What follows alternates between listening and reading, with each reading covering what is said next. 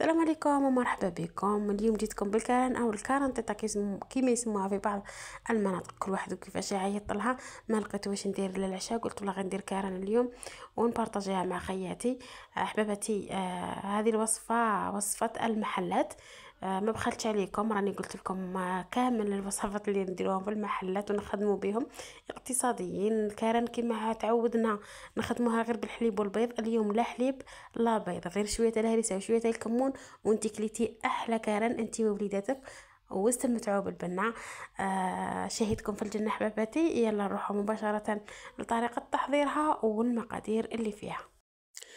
البنات هنايا قبل ما نبداو كلش نشعلوا الفور ولا الكوشه تاعنا تسخن قبل كل شيء.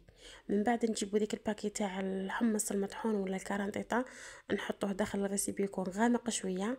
الوزن تاع الباكي هذا 400 غرام، ونحطو عليه كاس تاع الزيت، الكاس تاع ام وليد اللي كامل تعرفوه، ونحطو عليه مغرف تاع الملح، والملح يرجع حسب الرغبه. نحطو عليه ريتلة تاع الماء، نخلطو جيدا الخليط حتى نذوبو كامل هذاك الحمص، ما يبقالناش الحبيبات فيه، ويطلع لنا واحد الرغوه على سطح الخليط.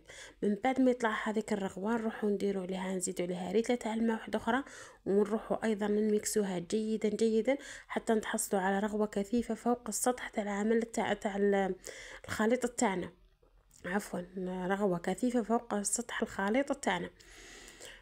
هنا البنات، بعد ما نخلطها مليح، نخليها ترتاح لمدة 5 دقائق.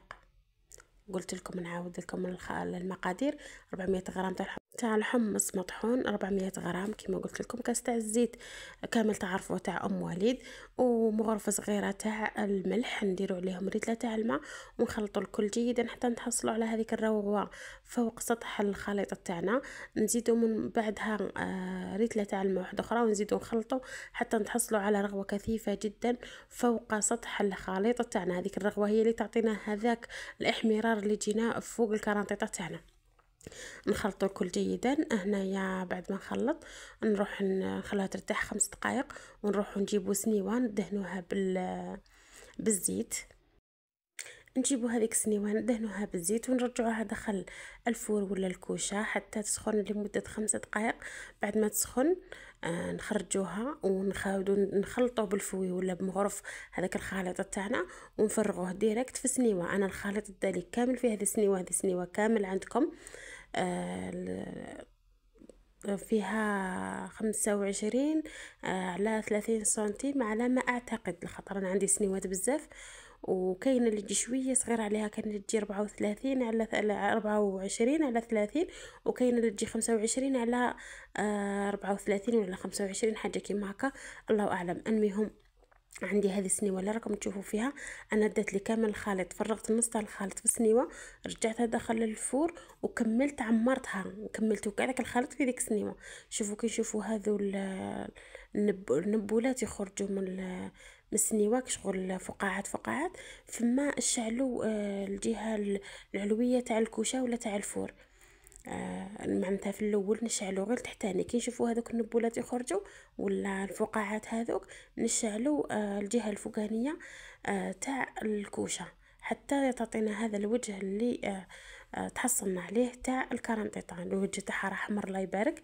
زدت لها رشه تاع الكمون مع شويه الهريسه في الخبز، واستمتعي لي بالبنه. يلا نروحوا نشوفوا القوام تاعها كيفاش جانا داير، نقسموا شويه مع بعض. راهي الله يبارك تقولي عليها فرماج. شوفوا البنات القوام تاعها كيفاش جا هايل، بسم الله ما شاء الله.